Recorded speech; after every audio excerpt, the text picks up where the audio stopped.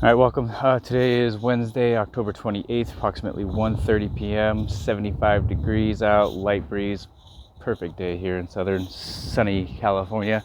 So just quick update on some stuff I did to the system. Since it's wintertime and we're starting to get a few storms coming through, I added more batteries to the bank. Brings up the grand total to 8. Again, just 4 and 4, 24 volt. Everything's still running pretty smooth.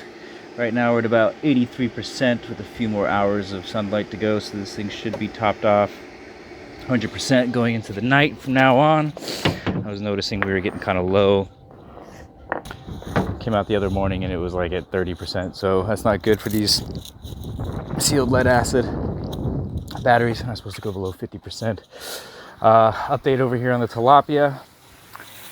Finally got my fish net, which I desperately needed because these mofrakis were swimming up or getting sucked up that drain pipe there, and now most of them were calling home in the sump tank here. So I've been trying to fish these guys out one by one, get them out of the sump, move them back into their home. I also put used a 1-inch ring clamp, hard to see down there. Put a little wire mesh on there, so stop them from taking that great tube ride, which they were doing. I also added a couple little just PVC cutouts, leftover stuff in there. There's like 3 or 4, hard to see the other ones over there, but I heard that they like to hide in things and have a little bit of features in their tank, so just trying to improve their overall quality of health. We'll probably top this sump tank off sometime in the near future, but other additions included adding on these 5-gallon Homer buckets from Home Depot. Basically what I did is I took the drain pipe coming out of this last tube, which would normally go out, cut it off, and connected it to these buckets. And basically these are just bigger versions of the tubes that we got going on, but water comes in on that bottom one, fills up to that top one, overflows down into the bottom of this one, again up, out, and the cycle goes. I got 5 of these buckets, and again with these just big 10-inch net pots, that's to grow some bigger root items that won't be able to live in the little 3-inch net pots. Other great news is we're starting to see some roots. So this is, hold on one second, let me dump out some of these rocks. These are my jade cucumbers, and you can see little root poking through the toilet paper there, which is exactly what we want. So this is good. I checked a couple of these on the first tube, and all of them are starting to get some sort of roots, little or big. But hopefully they'll consume the toilet paper, or the toilet paper will dissolve and go back into the system. So those are the additions, the changes to the system that I did this week. And then as for pH and all those great things, here we go. pH coming in nice at probably, I would say, 7.2 to 7.6 in there.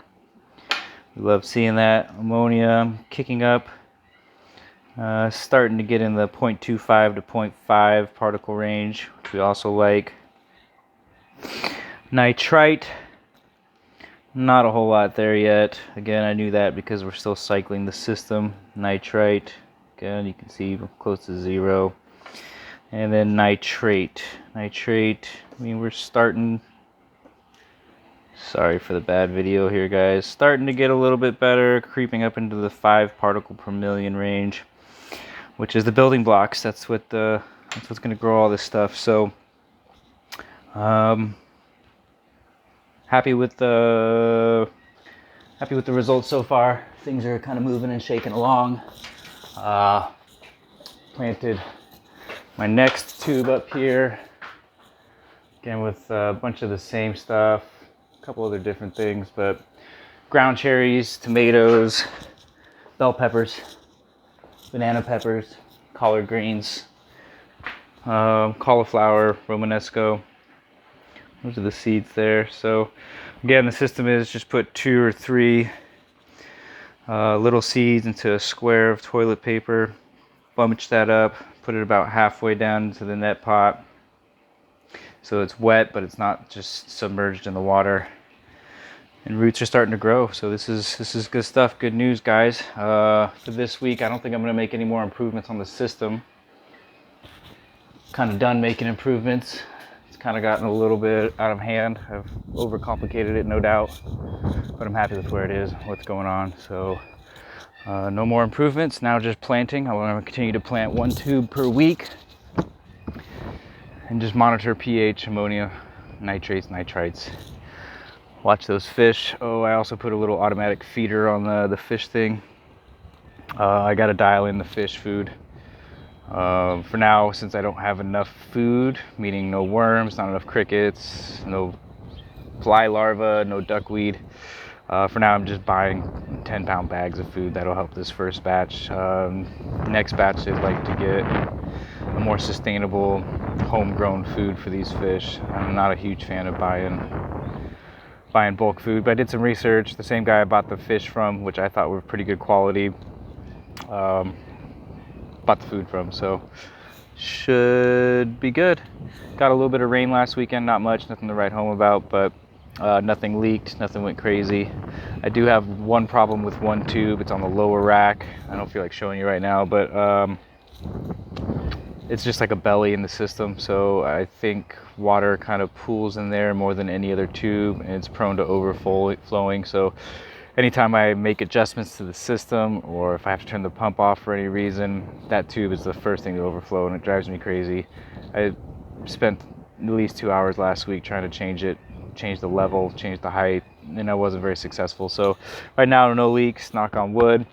With the exception of those uniseals on the 5-gallon buckets, I have noticed that those rubber uniseals that connect the PVC, they leak for like the first week or two, just little drops, but they start to accumulate. I've noticed that the leak is tapered off, and the same thing happened when I started the PVC tubes that were hanging.